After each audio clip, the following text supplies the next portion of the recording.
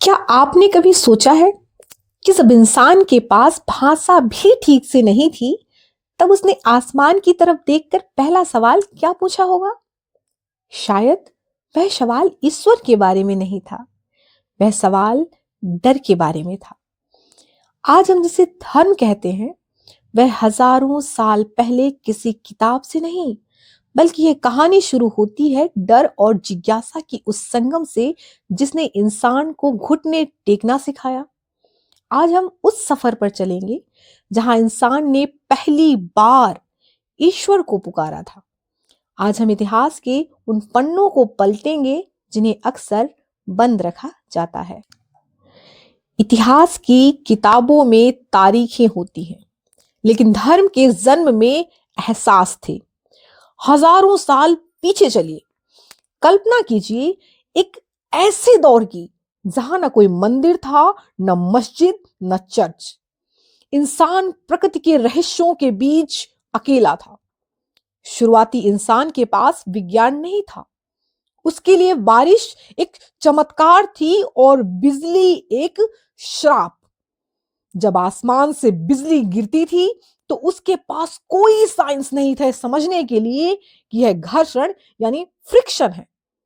उसके लिए वह किसी अदृश्य शक्ति का क्रोध था। जब कबीले का सबसे ताकतवर इंसान मरता था तो बाकी लोग हैरान रह जाते थे कि जो कल तक बोलता था वह आज पत्थर जैसे शांत क्यों है। यहीं से शुरू होता है धर्म का पहला पड़ाव, यानी पूर्वजों की पूजा। शुरुआत भगवान से नहीं, अपनों से हुई। हमने मरे हुए पूर्वजों को दफनाना शुरू किया, उनके साथ उनके औजार रखे। क्यों? क्योंकि हमें लगा कि मौत का अंत नहीं है, शायद वो किसी दूसरी दुनिया में हमारी रक्षा कर रहे हैं। यहां से पैदा हुआ पवित्र यानी सैक्रेट होने का भाव। अब धर्म का दूसरा पड़ाव आता है, यानी प्रकृति की पूजा। शुरुआत में धर्म संगठन नहीं था, यह एक रिश्ता था। शिकारी कबीलों ने देखा कि सूरज रोज उगता है और जीवन देता है, तो वह देवता बन गया। आग ने ठंड से बचाया तो वह पवित्र हो गई। नदियां जीवन देती हैं, लेकिन वही नदियां जब बाढ़ लाती थीं तो इंसान लाचार था। उस लाचारी को शांत करने के लिए हमने प्रकृति को चेहरा दिया। हमने पत्थर को नहीं, उस शक्ति को पूजा जो उस पत्थर के पीछे थी। यहां धर्म का जन्म एक सुरक्षा कवच के रूप में हुआ।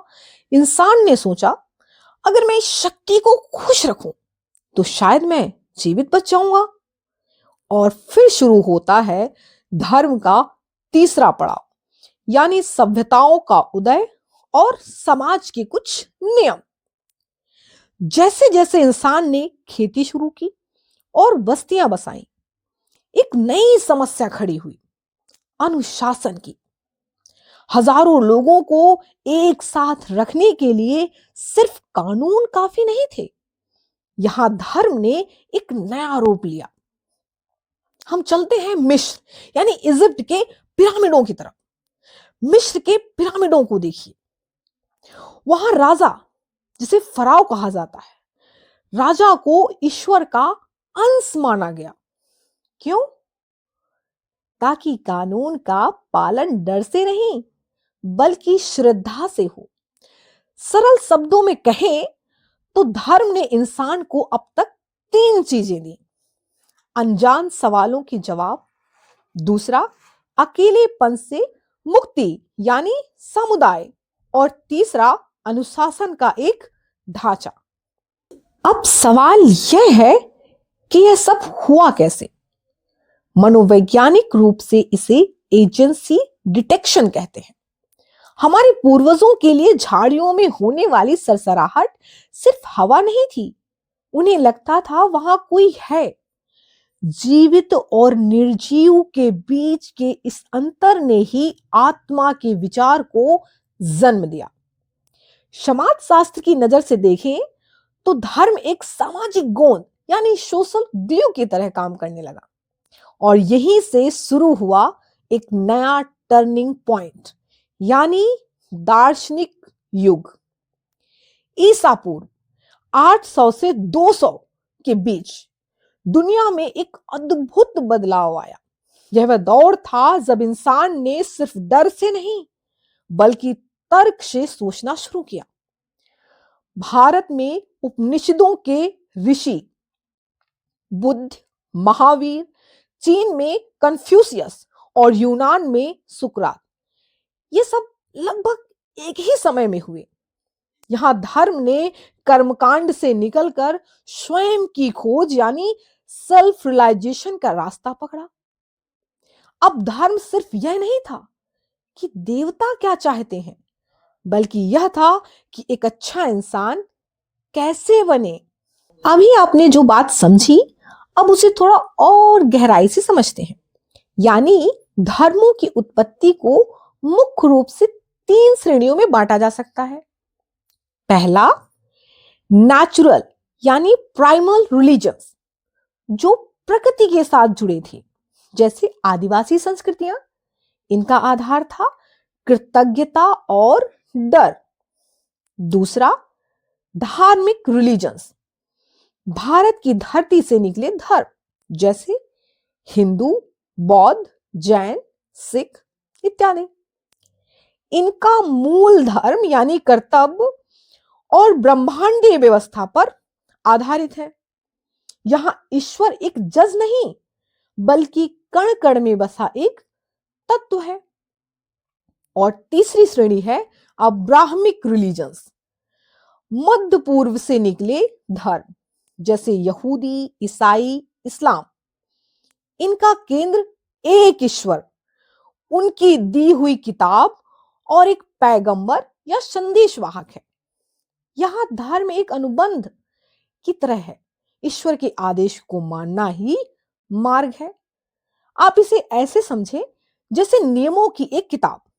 शुरुआत में यह किताब जीवित रहने के लिए थी और फिर समाज चलाने के लिए बनी और अंत में मोक्ष या स्वर्ग पाने का जरिया बन गई। इतनी सदियों बाद आज हम कहां खड़े हैं? धर्म का इतिहास असल में मानवीय जिज्ञासा का इतिहास है। हमने जब जब खुद को अकेला पाया, हमने धर्म का हाथ थामा। लेकिन आज एक कड़वा सच यह है कि जिस धर्म को इंसान को जोड़ने के लिए बनाया गया था, वही धर्म अक्सर दीवारों का काम करने लगा है। हम अक्सर यह भूल जाते हैं कि धर्म की उत्पत्ति जवाब ढूंढने के लिए हुई थी, ना कि दूसरों को गलत साबित करने के लिए। क्या हम आज धर्म के उस शुरुआती भाव, करुणा और आश्चर्य को फिर से महसूस कर सकते हैं? इतिहास गवाह है कि सभ्यताएं बदल गईं, साम्राज्य मिट गए, लेकिन इंसान की वो प्यास नहीं मिटी जो उसे किसी ऊंची शक्ति से जोड़ती है।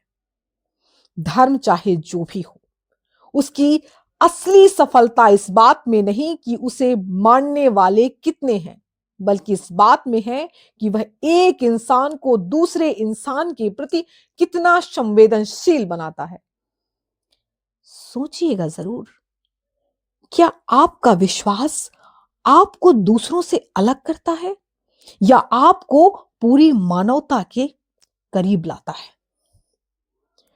मानव सभ्यता की ऐसी ही गहरी कहानियों को समझने के लिए आप इस यात्रा का हिस्सा बन सकते हैं। फिर मिलते हैं। धन्यवाद।